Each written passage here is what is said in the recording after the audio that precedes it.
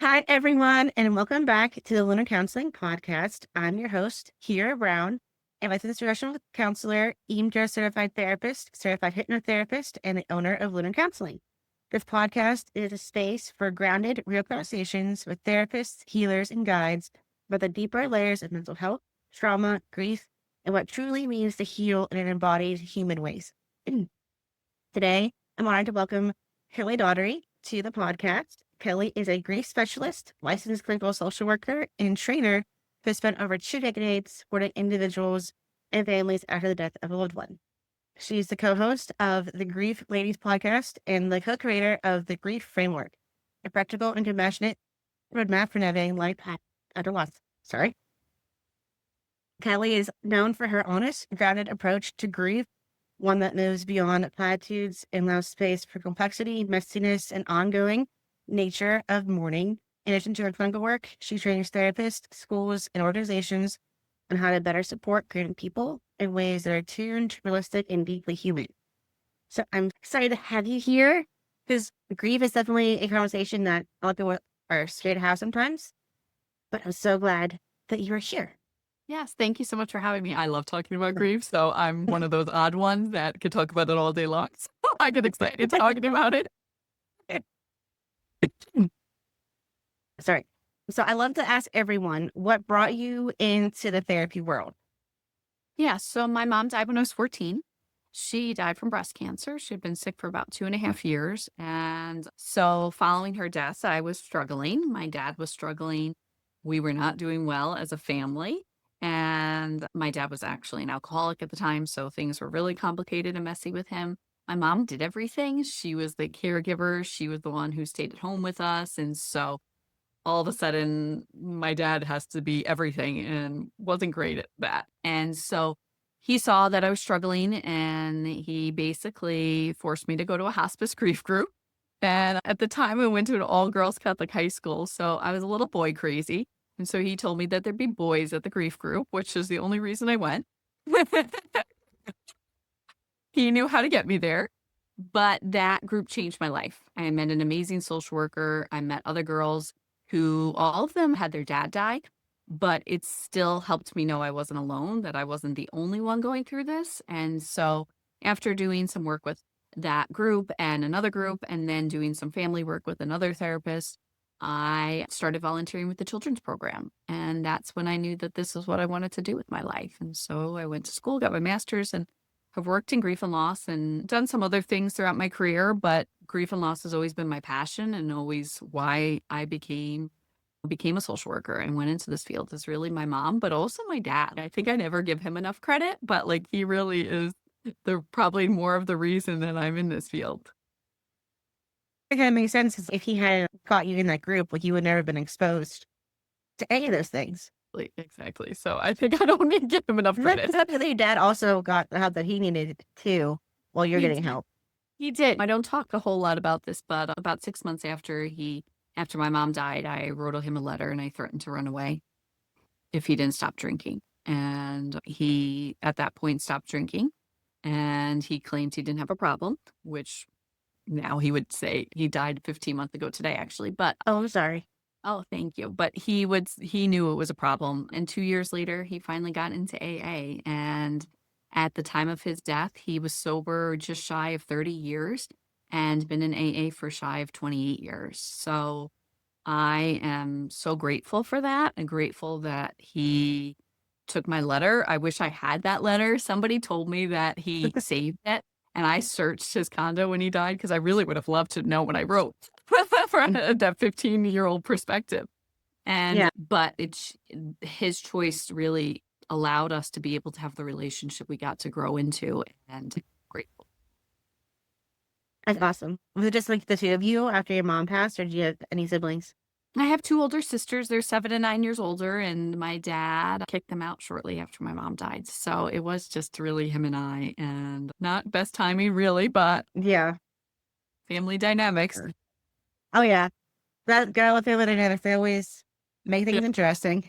exactly. But I am, so it was really just him and I. My sisters were thankfully out on their own and able to kind of function, but I needed him still. Yeah, that makes sense. Wow, I'm sorry. I'm getting a little bit cold. So it sounds like an amazing journey that he got you like through your grief and you helped him through like his grief and alcoholism, which I mean, it's a lot to put on a teenager's shoulders. So I imagine like how that felt for you growing up and seeing that struggle. Yeah, it was hard. I heard you when you mentioned EMDR, like I'm an EMDR trained therapist as well, and I'll never forget my EMDR training because there was one memory. It was the last memory of my mom at Christmas, and my dad was drunk, and it was a terrible memory, and I had a lot of resentment towards him, and so I decided in my EMDR training, I'm like, all right, this is free therapy. I'm going to work on some stuff, and I chose to work on that memory, and I remember like having this total change of perspective and understanding of what my dad was going through at that time, of knowing his wife was dying and how difficult that had to be. And I went to visit my dad a month after the EMDR training. We probably had the best visit we'd ever had. And I truly feel like doing that work really allowed me to be able to let go of a lot of that resentment. Wow, yes, that's so true. Because yeah, EMDR, like you really get in there and like you clear out like the red flags usually with it, like it makes it really tone it down. Yeah. It's Yeah. And I never amazing. really thought about what it was like for him. I was always really focused on me. Which honestly is like typical teenagers. Because like it's Exactly. the Exactly. egocentric world that they live in. Exactly. So how long after like you got out of grad school did you like start knowing like you wanted to be like a grief specialist? Like I said, I started volunteering for hospice when I was 16. So when I went away to college, I started volunteering at the hospice there. I did my undergraduate internship with the hospice. And I remember I showed up for the first day and we did school-based grief groups. And it was 8 o'clock on a Monday. And they're like, okay, where are you ready to go to do your first group? And I was like, really? They're like, yeah, you're not going to go to the orientation. You've already been a volunteer for us for years. We know what you're capable of. You're doing your first group today. And I'm like, oh, okay. Yes. And then I got hired halfway through my internship and stayed with them through graduate school and then worked at another hospice in South Carolina. So honestly, I've known it since I was 16 that this was my path. Wow, that's crazy. And like in hospice, like I can only imagine like the amount of emotions that on a daily basis, like with the kids and the families. So with all that intense emotion, because like grief it's huge. I think I honestly want to say it's a little bit bigger than trauma. Almost it's like it lasts about long, but it's like also there's so much that happens with it. How do you keep yourself grounded and safe when dealing with all of it? I think I have a good balance. All my clients, like we laugh in our sessions because grief also has love.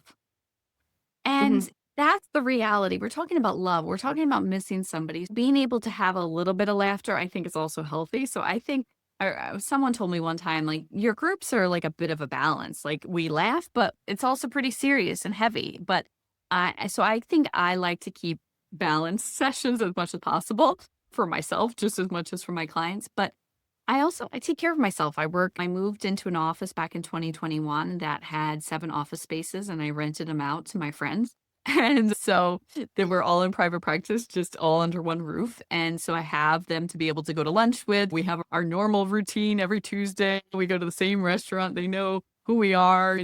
And so just to be able to have that time with my friends, to be able to debrief following hard sessions, I also think it's important to do my own work, which I've done. The most recent, I was doing some brain spotting with somebody to work through some stuff with my dad's death and how helpful that was. So I do think being able to do your own work is important. I love breath work. I like to go look at different modalities like Reiki and some other woo stuff. I love going to a float tank.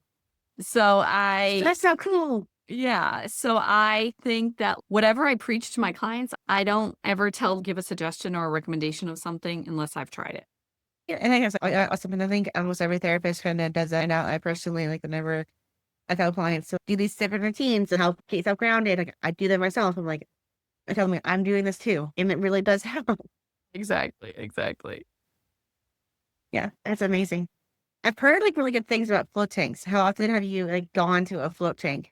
The one near us just closed, so not a little while ago. So I've gone probably maybe 10 or 12 times. It's fascinating. I'd be so freaked out, but it's really quite peaceful. And and really pretty amazing just to not have any like mental stimulation and just to be floating in this water in this dark space. Like I enjoyed it a lot. I think what we do for a living, right? We hear people talk all day long. So to be able to have some quiet, it's probably not a bad. Yeah, yeah, that's really true. Every time I hear it, it reminds me of that Big Bang Theory episode where Sheldon and Amy go to a float tank and like Sheldon's seeing like all these fractals everywhere, and Amy is just like spazzing out because they just heard about the Nobel Prize thing, and it's like she's seeing all these things. It's like everyone's experience can be so different. Yeah, I know. I haven't seen that. I'll have to look that up. I know that sounds funny. Yeah. Oh, I love the Big Bang Theory. That's one of my go-to like rewatches whenever I need something just like in the background. Yep, exactly. It's so funny. Grieving people talk a lot about that. Like they'll find their show that they maybe watched with their loved one and that they don't have to really pay attention to, that they've watched so many times on repeat, that they find that like really can be beneficial to have that just when like you can't focus and pay attention to a regular show, to know you can always go back to whatever your show is. And it's just, Yeah. And that is like really true. Like my grandma, my dad used to watch White Christmas with Bing Crosby every year on Christmas Eve. So then my dad did that with me, and now I do it with my kids. And every time I watch it, it reminds me of my grandma, and just kind of like she's kind of like there with me while we're watching it. yeah, that's perfect. It's you're continuing that ritual. I love that. Yeah. Do you have any rituals that you use to kind of honor your mom or your dad? Not so much shows, but I do a lot of different things. Like I have a bracelet on right now that my dad gave me, and I usually wear something of my mom's. Like at Christmas time, you always see me with her Christmas pin on, the old-fashioned kind, and that they were all my mom's. So I have a lot of her jewelry that I wear. I have some clothes of my dad's that I haven't done anything yet with. Maybe when I'm ready, I'll do a quilt or something like that. But I think just talking about them, saying their names. My dad was Tony, my mom was Eileen. Being able to talk about them and share about them. I wrote a grief book with 24 other authors, and so we do a lot of book events. We had one this past weekend, so being able to just even talk about them there, I think that's the way I continue to honor them. And my mom is recipes too. I have a recipe hanging up that my sister laminated onto a cutting board in my kitchen of one of her favorite recipes and one of my favorite recipes, which I've not been able to perfect. I think there's an ingredient missing on this, but it's in her handwriting, so it's nice to have that. Yeah, that's so true. And kind of like with the recipe things, like my grandma, my mom's mom, she'd always make this dip on all the holidays. And I tried to make it myself one time, and I could not obtain it. I could not do it. Like I followed the recipe, but I think it's like something different, like with being grandma, because my mom can make it, and now she's a grandma. But then it's like You it have to tastes wait exactly till the same, which is gonna be quite a few for me because my kids are 5 and 3. Yeah, you got a little ways to go, hopefully. Yeah, hopefully. Hopefully. When my mom died, everybody came up to us at the wake and they're like, "Do you have your mom's potato salad and coleslaw recipe?" And we're like, "Oh, we know how to do it. We know how to do it." And my sister thinks, she'll never listen to this, so I can say this, but she thinks she's perfected the potato salad. It is no, it's not. There's still something missing.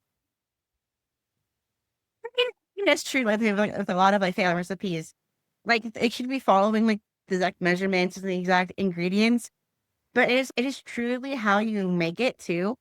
Like your intention behind it does add something flavorful to it. So as when they say your emotions are always in your cooking, it is so true. I think that's a big thing to with every recipe, especially when you're trying to do it for nostalgia. Yeah, exactly. Yeah, that's so amazing. Have you made them? I made the chocolate chip cinnamon bars, but like I said, there is something missing in this.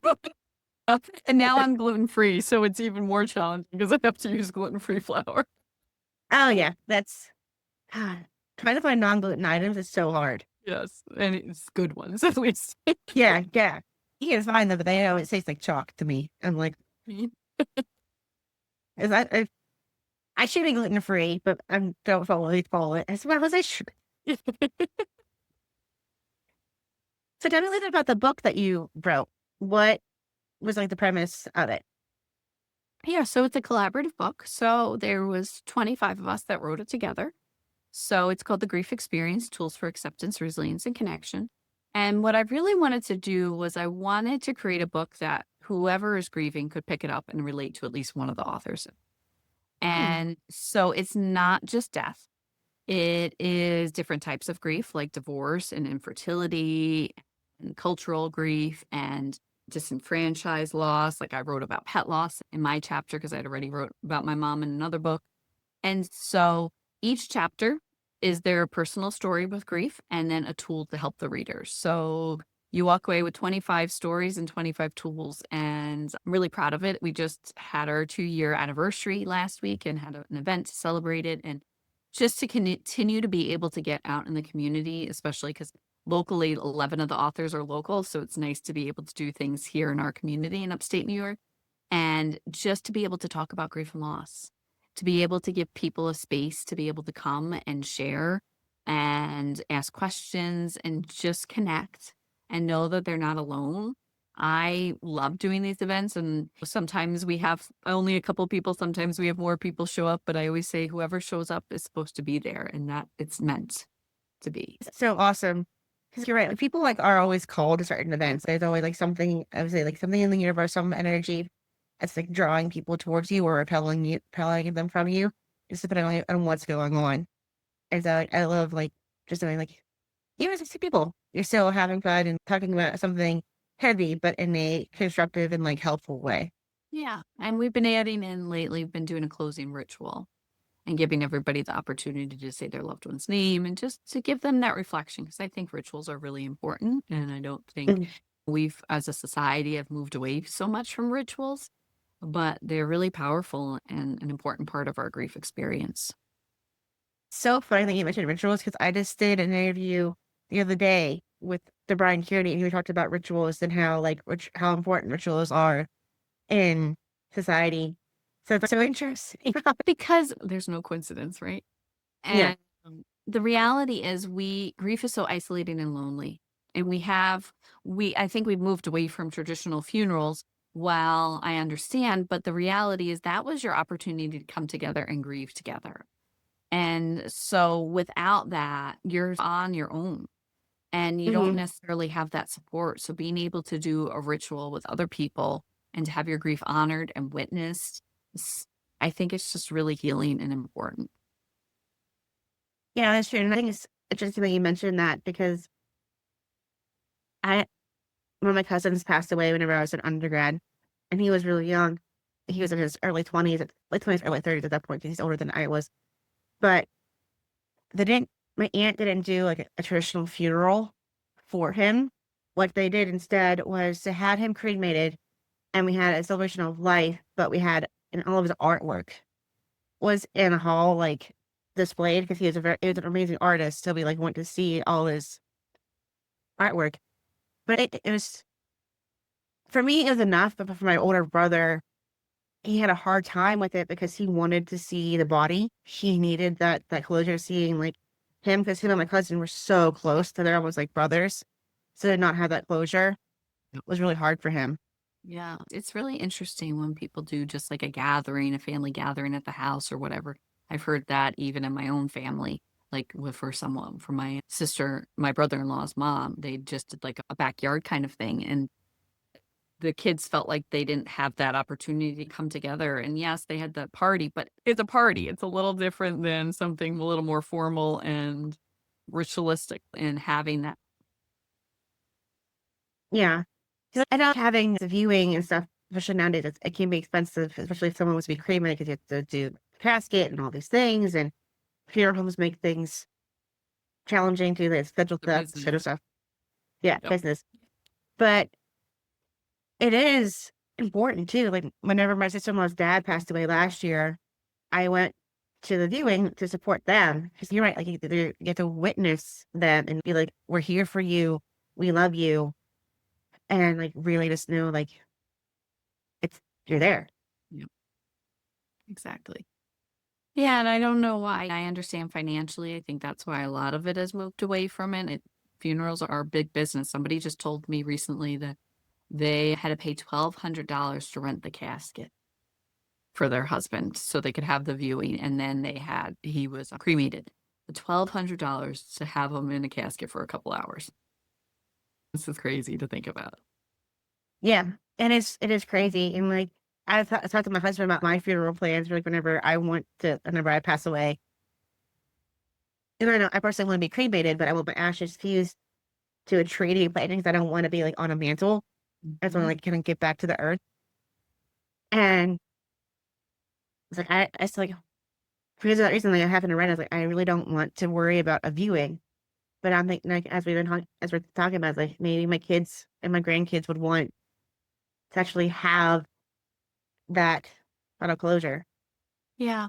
And I struggle with when people are like, we're following our loved ones' wishes. At the end of the day, once they've died, it's really not about them. It's about us and who's left. And yes, if they want to be buried or cremated, I get that. But like, as far as services and stuff, that's for the living. And Yeah. some of us need that.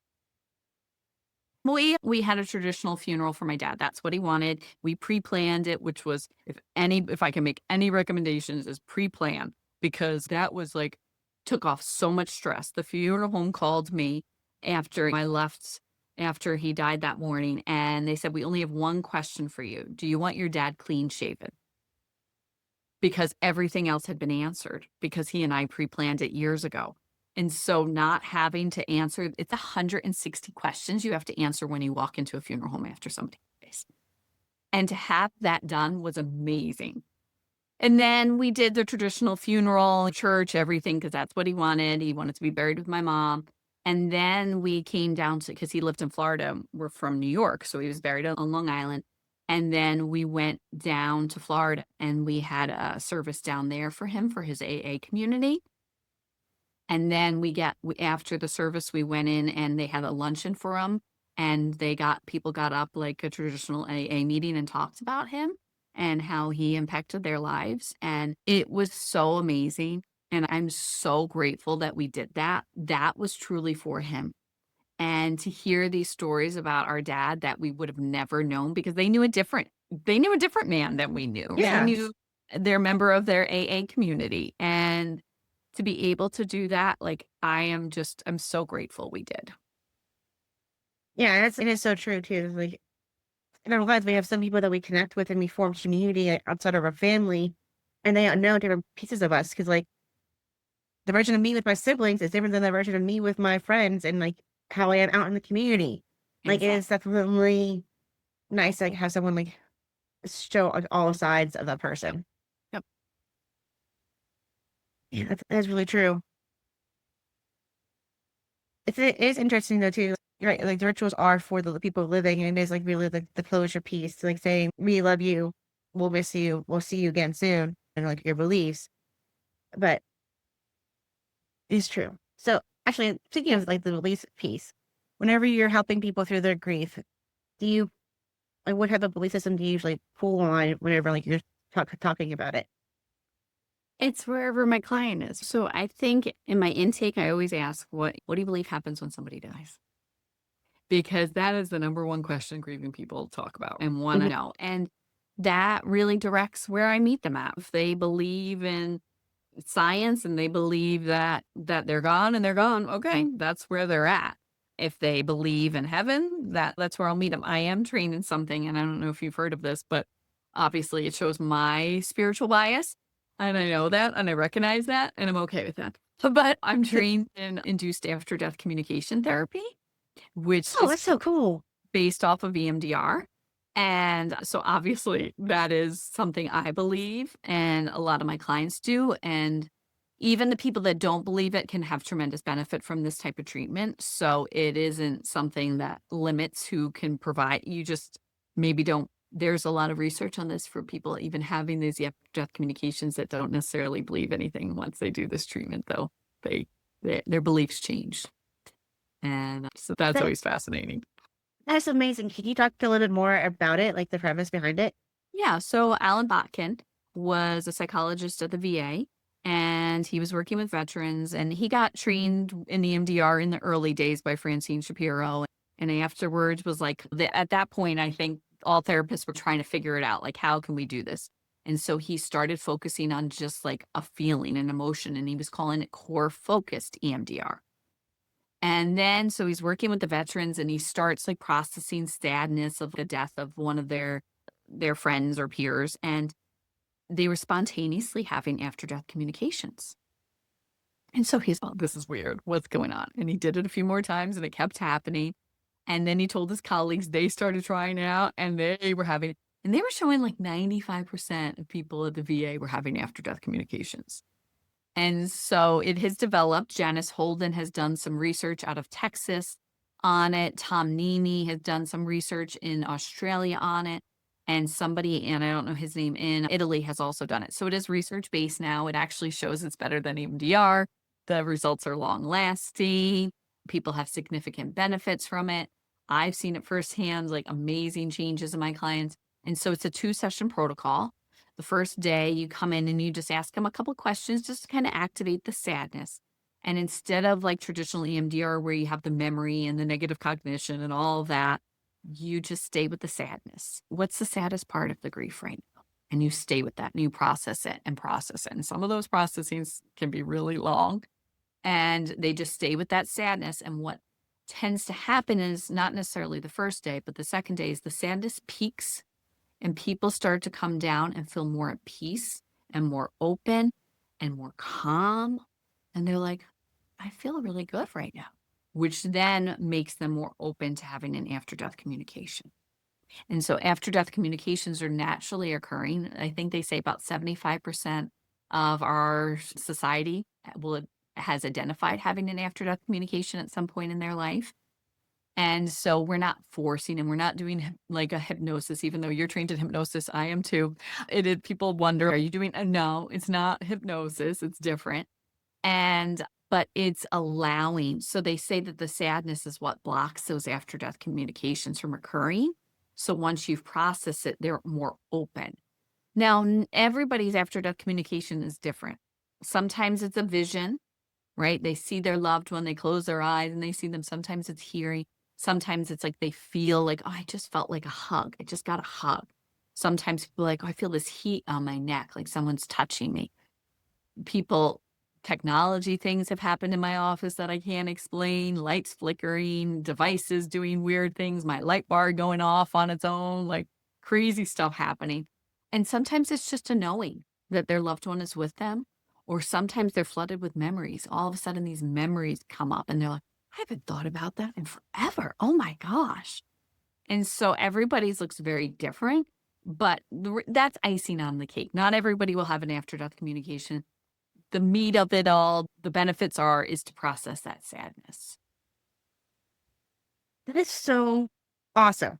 I kind of want to have that training now because that just sounds amazing. It is. It is. If I could do that's all I did all day long, I would. Yeah, this just sounds so cool because it does remind me of like whenever I myself have gone into a hypnotic state and had like my ancestors come in, but it's also, but it's more like directed to that emotion, which is honestly my beef with EMDR. It's like you have to have the negative cognition and all these things, you have to do all this stuff, which is it's too much. And that's why I'm certified in it. I hate doing it. I honestly prefer to do hypnosis more than EMDR, just myself personally, because I'm just, oh, it's so many steps. You'd probably love IADC then because it breaks all the EMDR rules. That's why I don't even like saying it's EMDR because it's really not. It's bilateral stimulation. Yeah. I'm gonna look that up because that sounds just amazing. Because that has always been like the thing too. Is like people like will be feeling an emotion in the case they're just for enjoying it. Okay, what's the memory? And they're like, I don't know. I just always feel this because it could be so pervasive in their life. They can't pinpoint one memory. Yeah. Honestly, that training has really shifted the way I do EMDR as a whole. And I'm okay with that. Yeah. Like breaking the rules there. Yeah. That was in, oh my gosh, I'm quoting a lot of movies today, but like in Pirates of the Caribbean, whenever the pirates say like there's the pirate rules and stuff, and then the one pirate's like, there's more like guidelines than not actual rules. Yeah, exactly. Yeah. So I know I'm like, I don't know where my mind is going today with why I'm pulling up all these media things, but it's just how so where'd you go for that training? I went through a trainer. What happened was one of my clients went to a medium and the medium told her, you need EMDR. And she says, I see an EMDR therapist. And he's okay, give her this book and told me the book name. And it's called Induced After Death Communication. So I read it. I was like, oh my gosh, like I want to get trained in this. So I did some research and found a trainer and in Michigan, and he trained me. And I got one of my colleagues got trained in it. We do grief retreats now, utilizing it. And it's been truly life-changing for so many of my clients. Yeah. Because you're so right there, because there are so many after-death experiences that people have, and they might not have, like, the words for it. If you have a dream, and, like, you see your grandparent or, like, your past loved one, whoever they may be, you just know that they're there with you. Yeah, I have had so many dreams with my grandparents coming in, and, like, whenever I go through a hard time, and, like, them just giving us this little message, and I wake up the next morning, like, okay, I Exactly. understand. Exactly. And I think there's a difference between a visitation dream and a regular dream. And the visitation dreams are the ones that you're going to remember down the road and really be able to think about. And I've had one with my mom, and it was in 2001, and I can tell you very detailed exactly what happened. And I know that was a visitation one. Yeah. And I think it definitely feels like even people with the belief in just the science, like whenever we die, like we're gone. If you really want to get scientific with it, like we're really not, because like energy never goes away. It just gets transformed into something else. Exactly. I always bring that up. I always just plant that seed. I'm like, what are your thoughts on that then? How does that work? Yeah. Where'd their energy go? Yeah. Because like we are energetic beings. Like we literally are producing energy all the time. So our energy has to go somewhere. It just gets absorbed and transformed into something else. That's so cool. I'm definitely gonna look that up. Yeah, it's real, and it's a great training. I really thoroughly enjoyed it. So you mentioned that you were trained in hypnotherapy. Do you use that with your clients as well? I got trained in heart-centered hypnotherapy, I don't know, maybe 7, 8 years ago now. And I used to use it a lot more. It's a long session that I can't always do a full protocol in a traditional 53-minute session. So I use parts of it, I would say. Personally, for me, that training was life-changing for me. So I feel like if nothing else, that I got out what I needed out of it. Yeah, no, this is definitely true because the training that I did, I also got trained in past life regression as well. And like just being able to have that transformation experience for myself is been phenomenal. And I've seen so many positive changes in my own life to just go into the changes, and it's, even if I don't use it every day with my clients, it's still just awesome. Yeah, absolutely. Absolutely. I love it. Yeah. So I know that you also host your own podcast. Can you tell me a little bit more about what you do on your own podcast? Yeah, actually, Karen and I, she's my co-host. We met actually through the Grief Experience book. I had to find 24 people to be in this book, so I had to meet some new people, and she was one of the people that I got to meet, and we just clicked right away. We both worked at hospice in our career, and so I think when you have that foundation, you just get each other, and we just had, she's a grief coach, and just a lot of similarities and beliefs in our philosophy about grief and loss. We're very aligned. And so we decided to start this podcast called The Grief Ladies, A Guide to What Comes Next. And so we built a grief framework based on the word grief: grounding, rebuilding, interacting, evolving, and finding. And between Karen and I, we have 50 years of combined experience. And I think we're breaking some of the rules again about what people think about grief. They think grief is unique. Yes, but there's a lot of similarities. And a lot of people experience similar things. And then also people like, there's no right or wrong way to grieve. There's some really unhealthy ways to grieve for sure. And there are things that actually help.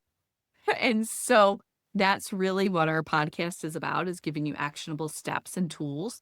And so each week we go through a different letter. So like yesterday's, what that was released was F, was for finding. And so it was about continuing bonds and how do you stay connected to your loved one. And so then next week we'll go back to G with the grounding and really talking about like sleep and eating and moving your body and just really the basics that you need. If those things aren't working, everything else is going to be off. So that's really the grief framework. And then the podcast. And then we have a Facebook community as well. just to give some additional resources and supports. And we are in the process of writing a book as well. Awesome. So this will be like your third book that you have written. Let's see. 3, 4, 6. It will be 6. It will be no 6. I'll look back. Actually, that because I have another one coming out next. No, but see, all of them have been collaborative books. Collaborative books are easy. I just write a chapter. So I can't say I've written a full book. I can't. I've been like struggle saying I'm an author, but okay, you've been published. You're an author. Come on now. Yes, I know. There's good old imposter syndrome. All therapists, I think, I struggle with on some level. Yeah. So are those 3 of your books back there? Yeah. So I started with holistic mental health, and that I wrote about my mom, and then I did the grief experience, and then I've been part of Brave Kids Volume 1, 2, and 3. And so those are fun because those are a little different because they're for kids. And all have a kind of a different. The first one, actually, I had the help with 2 little amazing girls. They helped me write it. And so it's about having a sibling die and then going to a grief camp. And then in Brave Kids Volume 2, I wrote about a classroom bunny rabbit dying and how the class navigated, because this stuff happens in classes. Classroom pets die, and there's really nothing out there to support these poor kiddos that are dealing with that. And then the third volume was about having a parent with cancer. So that's based on my experience of my mom getting cancer. Wow, that is true. And do you work with kids now too, or just adults? Yeah. I love working with kids. Yeah. I love kids, but it is hard sometimes to work with them with my own kids because it's hard for me to separate my brain from therapist and my parent. I'm like, no. Exactly. You can't cross that line. Oh, yeah. So who do you think he feels has been, actually, like, who's the most challenging, who's the easiest, do you feel like, to help like through the grief process? The easiest are the ones that come in and they're like, Kelly, I don't want to feel this way forever. What do we need to do? They're the ones that are a little more motivated, and they don't want to stay stuck. They know that they still want to live a happy, healthy life, but also honor their grief. So those are the ones that I think move through grief a little, at least therapy, a little faster. I also don't want to keep people in therapy forever. I don't believe that's necessary. So those tend to move on and discharge, I think, quicker. I think the most challenging sometimes are maybe the death of a child that is due to suicide loss. And that's only just because there's a lot of roadblock emotions that are usually like the guilt and the regrets and the fear of something happening to their other children as well. And just, it's not supposed to happen, right? 1, you're not supposed to bury your children. And then 2, if it's suicide, then it really challenges your own confidence as a parent. And there's a lot of shame with it as well. So those are, I think, the more I would say, rather than challenging, I would say complicated. Yeah, that makes a lot of sense. I've only had to bury one person personally from suicide, and that's my niece's fiance. But my husband has had to bury a lot more people from his military family. Yep. And that's hard. Yep. There's just a lot of layers. Yeah. So I did a group last year. I hated that I even had to do this group, but I had so many of them, of moms who had teenage boys die from suicide. Like really specific, right? Yeah. But it was, what I heard from them all is like, they felt like they walked into that room and everybody understood them and they didn't need to justify or try to explain. Or I think that happens with suicide.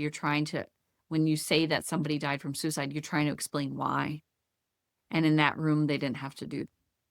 They could be authentic and knew that the other people got it. Yeah. And it's so powerful. And honestly, I'm so glad that you did that because it is definitely, unfortunately, needed. And I hope that more people get the help that they need, like for their mental health, so that suicides stop happening. Because it needs to. And it's awful. Good. That's crazy. Oh my gosh, but Kelly, this has been an amazing conversation. Well, Oh my thank gosh, thank you so much for being here and definitely look at that training. This just sounds amazing. Uh, After if you you get could, trained in it, then we can chat more about it and really dive into it. yes, definitely. If you could leave anyone with any tips or tricks, what would you leave them with? So I think the reality is grief is a normal, natural reaction to loss. And if you are feeling grief, knowing that it's okay, knowing that grief is valid, and that there are resources and supports out there, and it's okay to ask for help. That's awesome. And what's your preferred way for people to find you? Oh, they can find me. KellyDaugherty.com is a website. Center for Grief on Facebook and Instagram. I've got a lot of different social media platforms, but you can also go to griefladies.com and get my contact information there. So if you just type in Kelly Daugherty, you'll find me in a couple of different places. And all your links will be down below too in the description below the video as well. But this has been amazing. Thank you so much. Thank you so much for having me.